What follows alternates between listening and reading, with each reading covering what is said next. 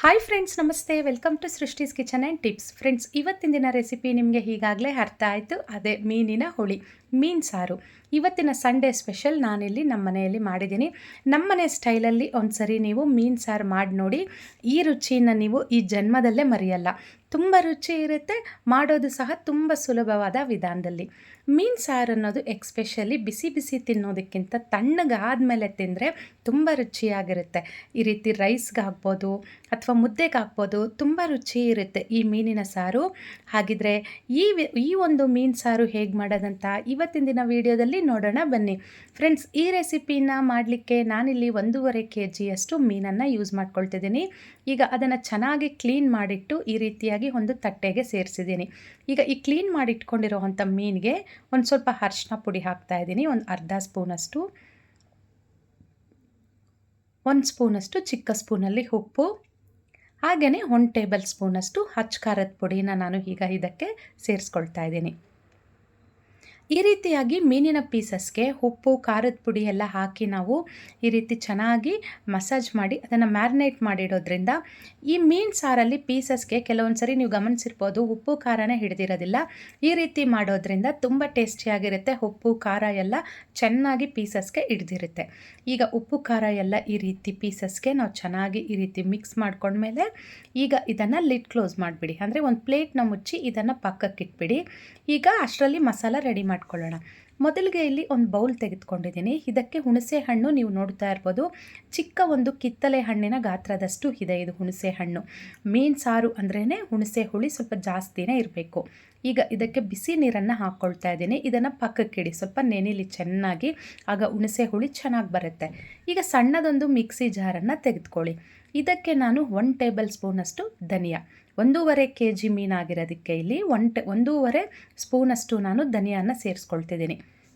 ಮೊದಲಿಗೆ 1 table spoon ಹಾಕ್ಕೊಂಡೆ, ನಂತರ ಅದರಲ್ಲಿ ಅರ್ಧ ಧನಿಯಾನ ಹಾಕ್ಕೊಂಡು 1 ಟೀ ಸ್ಪೂನ್ ಜೀರಿಗೆಯನ್ನು ಹಾಕ್ಕೊಳ್ಳಿ, ಒಂದು 1/4 ಟೀ ಸ್ಪೂನಷ್ಟು ಮೆಂತ್ಯೆಯನ್ನು ಸೇರಿಸ್ಕೊಳ್ಳಿ. ಇಷ್ಟು ಇಂಗ್ರೀಡಿಯೆಂಟ್ನ ನೀರು ಹಾಕ್ದಿರ ಈ ರೀತಿ ಚೆನ್ನಾಗಿ ಪೌಡ್ರ್ ಮಾಡ್ಕೊಳ್ಳಿ.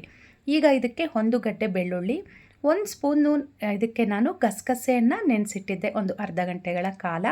ಈಗ ನೆನೆಸಿಟ್ಕೊಂಡಿರೋ ಗಸಗಸೆ ನೀರಿನ ಸಮೇತ ಮಿಕ್ಸಿ ಜಾರ್ಗೆ ಸೇರಿಸ್ಕೊಂಡು ಇದನ್ನು ಚೆನ್ನಾಗಿ ನುಣ್ಣಗೆ ಈ ರೀತಿ ಪೇಸ್ಟ್ ಮಾಡ್ಕೊಳ್ಳಿ. ಇಷ್ಟೇ ನಮಗೆ ಮಸಾಲ ಪೇಸ್ಟ್ ಬೇಕಾಗಿರೋದು. ನಂತರ 2 ಟೊಮೆಟೋನ ನಾವು ಗ್ರೈಂಡ್ ಮಾಡ್ಕೋಬೇಕಾಗುತ್ತೆ. ಈ ರೀತಿ ಚೆನ್ನಾಗಿ ಹಣ್ಣಾಗಿರೋ ಅಂಥದ್ದನ್ನು ತೆಗೆದುಕೊಂಡಿದ್ದೀನಿ. ನಾಟಿ ಟೊಮೆಟೊ ತೆಗೆದುಕೊಳ್ಳಿ. ಮೀನಿನ ಸಾರಿಗೆ ನಾಟಿ ಟೊಮೆಟೊ ತುಂಬ ಚೆನ್ನಾಗಿರುತ್ತೆ, ಹುಳಿ ಇರುತ್ತೆ. ಈಗ ಟೊಮೆಟೊನ ಕಟ್ ಮಾಡಿ ಮಿಕ್ಸಿ ಜಾರ್ಗೆ ಹಾಕಿ ಇದನ್ನು ಸಹ ನಾನು ಗ್ರೈಂಡ್ ಮಾಡಿ ಇಟ್ಟಿದ್ದೀನಿ. ಈಗ ಮಸಾಲ ಪೇಸ್ಟು ರೆಡಿ ಆಯಿತು, ಟೊಮೆಟೊ ಪ್ಯೂರಿ ರೆಡಿ ಆಯಿತು, ಹಾಗೆ ಹುಣಸೆ ಹುಳಿ ಸಹ ಕಿವುಚಿ ರೆಡಿ ಮಾಡಿಟ್ಟಿದ್ದೀನಿ. ಇವು 3 ರೆಡಿ ಮಾಡಿಟ್ಕೊಂಡ್ಬಿಟ್ರೆ ಮೀನಿನ ಸಾರು ಫಟಾಫಟ್ ಅಂತ ಮಾಡ್ಕೋಬೋದು. ಈಗ ಸ್ಟವ್ ಮೇಲೆ ಈ ರೀತಿ ಅಗಲವಾಗಿರೋ ಅಂಥ ಒಂದು ಪಾತ್ರೆ ಇಟ್ಟಿದ್ದೀನಿ. 2 ಟೇಬಲ್ ಸ್ಪೂನ್ ಎಣ್ಣೆ ಸೇರಿಸ್ಕೊಳ್ತಾ ಇದ್ದೀನಿ. ಮೀನು ಸಾರಿಗೆ ಅವತ್ತು ಈ ರೀತಿ ಅಗಲ ಇರೋ ಪಾತ್ರೆಯನ್ನೇ ತೆಗೆದುಕೊಂಡ್ರೆ ಚೆನ್ನಾಗಿರುತ್ತೆ. ಈಗ ಎಣ್ಣೆ ಚೆನ್ನಾಗಿ ಬಿಸಿ ಆದಮೇಲೆ 2 ಈರುಳ್ಳಿನ ತೆಗೆದುಕೊಂಡಿದ್ದೀನಿ. ದೊಡ್ಡ ಸೈಜ್ದು ಈರುಳ್ಳಿ ಸಣ್ಣದಾಗಿ ಕಟ್ ಮಾಡಿಟ್ಕೊಂಡು ಅದನ್ನು ನಾನು ಫ್ರೈ ಮಾಡ್ಕೊಳ್ತಾ ಇದ್ದೀನಿ. ಈಗ ಉದ್ದ ಸೀಳಿಟ್ಕೊಂಡಿರೋ ಅಂಥದ್ದು ಒಂದು 4 ಹಸಿಮೆಣಸಿನ್ಕಾಯಿಯನ್ನು ಇದಕ್ಕೆ ಸೇರಿಸ್ಕೊಳ್ಳಿ. ಈಗ ಈರುಳ್ಳಿ ಒಳ್ಳೆ ಗೋಲ್ಡನ್ ಬ್ರೌನ್ ಬರೋವರೆಗೂ ಇದನ್ನು ಸ್ವಲ್ಪ ಚೆನ್ನಾಗಿ ಈ ರೀತಿಯಾಗಿ ಫ್ರೈ ಮಾಡ್ಕೊಳ್ಳಿ. ಈಗ ಇದ್ರದ್ದು ಕಲರೆಲ್ಲ ಚೇಂಜ್ ಆದಮೇಲೆ ಮೊದಲಿಗೆ ಇದಕ್ಕೆ ಟೊಮೆಟೊ ಪ್ಯೂರಿನ ಸೇರಿಸ್ಕೊಳ್ಳಿ. ಈಗ ಇದನ್ನೆಲ್ಲ ಸ್ವಲ್ಪ ಚೆನ್ನಾಗಿ ಈ ರೀತಿ ಫ್ರೈ ಮಾಡಿಕೊಂಡು ಅದು ಸೈಡಲ್ಲೆಲ್ಲ ಎಣ್ಣೆ ಬಿಡಲಿಕ್ಕೆ ಶುರುವಾಗುತ್ತೆ. ನೋಡಿ, ನೀವು ಗಮನಿಸ್ತಾ ಇರ್ಬೋದು, ಈ ರೀತಿ ಸೈಡಲ್ಲೆಲ್ಲ ಎಣ್ಣೆ ಬಿಡಲಿಕ್ಕೆ ಶುರುವಾದಾಗ ನಂತರ ಇದಕ್ಕೆ ನಾವು ಚಿಕ್ಕ ಜಾರ್ಗೆ ಹಾಕಿ ರುಬ್ಬಿಟ್ಕೊಂಡಿರೋ ಅಂಥ ಮಸಾಲ ಪೇಸ್ಟ್ ಇದೆ ಅಲ್ವಾ, ಆ ಪೇಸ್ಟನ್ನು ಸೇರಿಸ್ಕೊಳ್ಳಿ.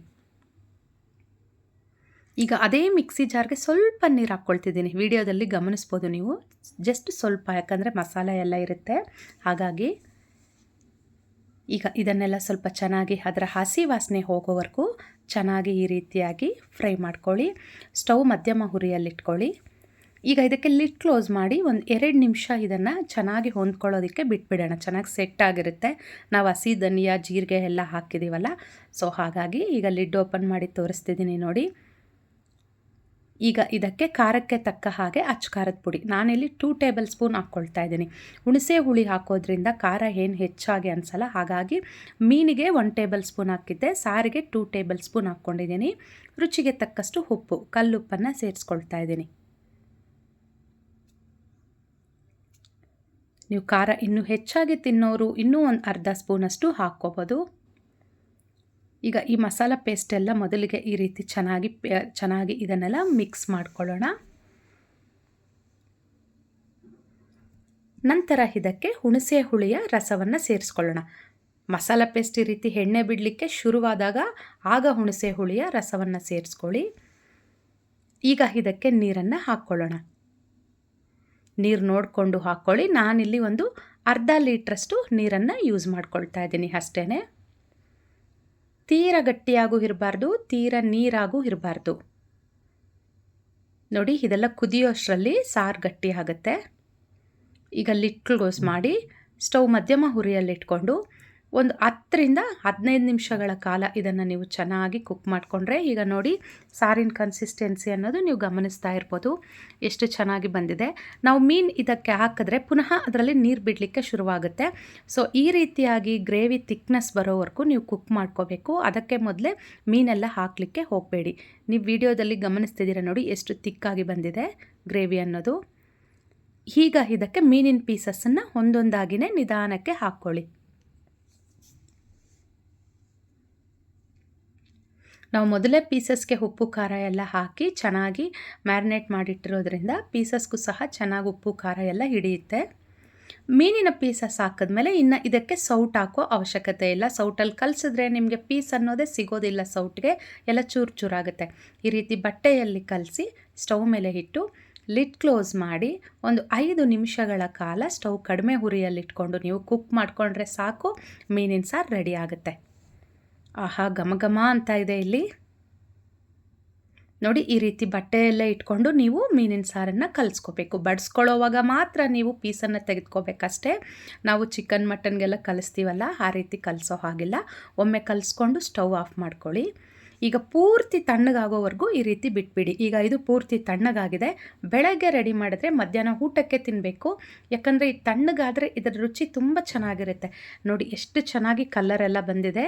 ಗ್ರೇವಿ ಸಹ ಕರೆಕ್ಟಾಗಿ ಒಳ್ಳೆ ಕನ್ಸಿಸ್ಟೆನ್ಸಿಯಲ್ಲಿ ಬಂದಿದೆ.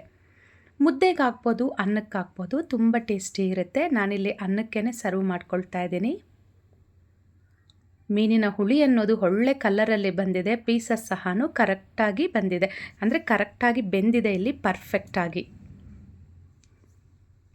ಫ್ರೆಂಡ್ಸ್, ನಿಮಗೂ ಬಾಯಲ್ಲಿ ಸಹ ನೀರು ಉರ್ತಿದೆ ಅಂತ ಅರ್ಥ ಆಯಿತು. ನೀವು ಸಹ ಈ ರೆಸಿಪಿನ ಟ್ರೈ ಮಾಡಿ. ಇಷ್ಟ ಆಗಿದ್ದಲ್ಲಿ ಲೈಕ್ ಮಾಡಿ.